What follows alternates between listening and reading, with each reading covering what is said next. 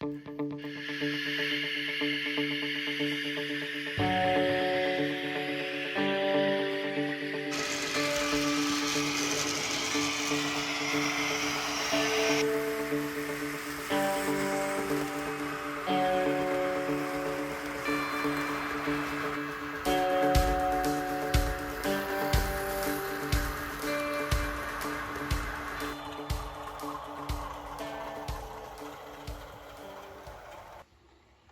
it's Northwest Trains, and this is update number 20, I think, on the loft model railway. I'm going to show some clips now what I've been up to since the last update, try and do it a bit differently, and I'll go through then what I've done so far. So hope you enjoy the video. Right, so far I've been painting the base of the baseboard.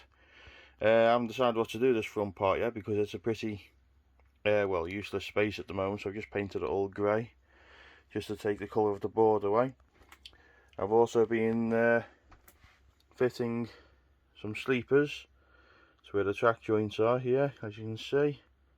I've got a few more to put in. I've got another one to put in here, and then I can screw the track down on this part then, and then I can weather it, paint the rails a bit of a rusty colour, and then I can get ballasting then.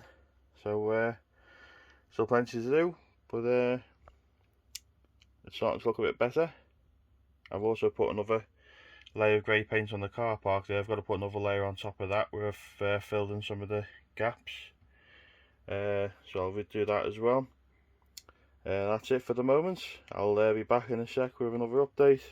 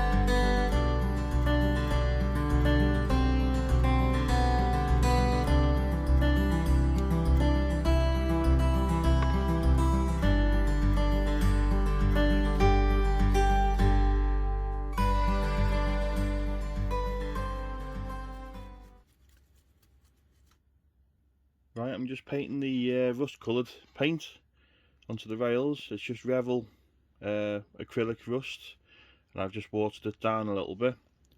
I'm just using an old thin brush, just in case we're running it along the rails.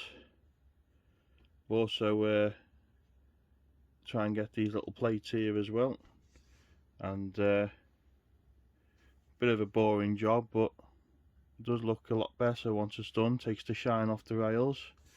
That combined with the sleeper grime, I think really enhances the look. So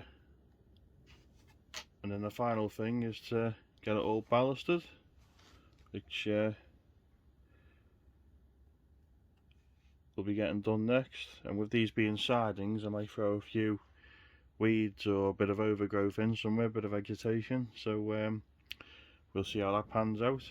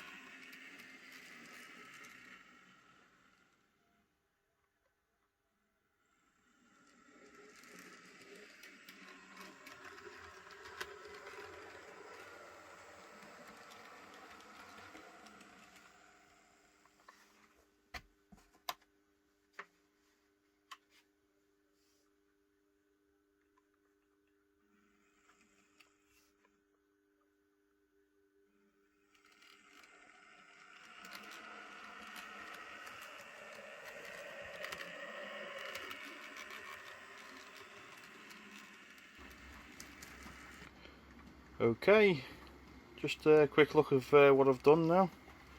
As you can see, I started ballasting and I've weathered the track. Quite pleased with it so far. I've still got to hoover up bits of excess ballast. But overall I'm quite pleased with the result so far.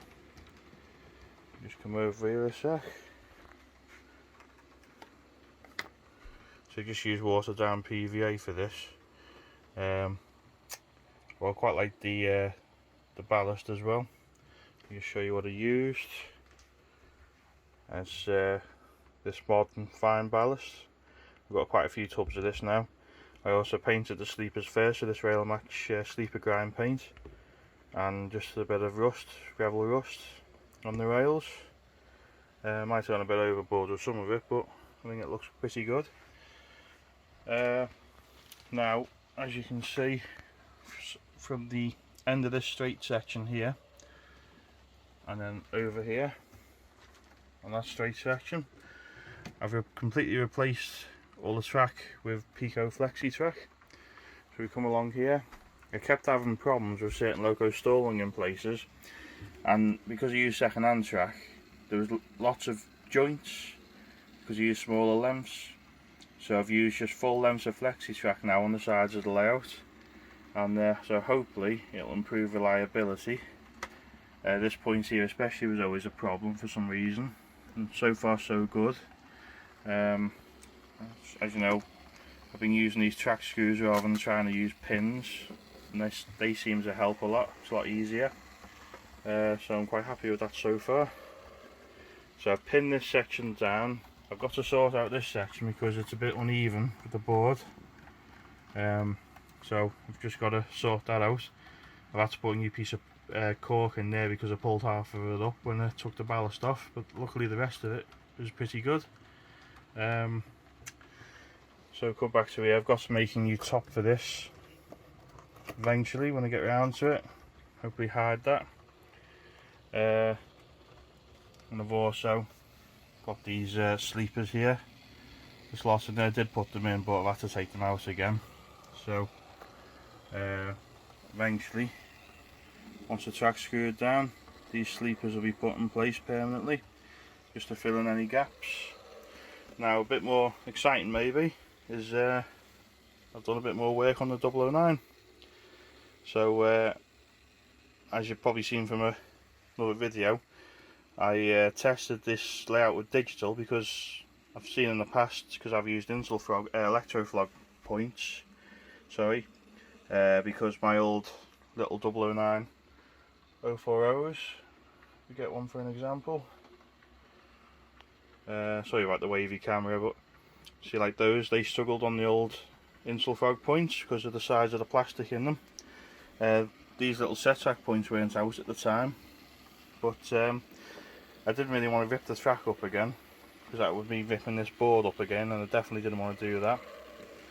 So I tested an N-gauge digital Deltic, which seemed to work fine.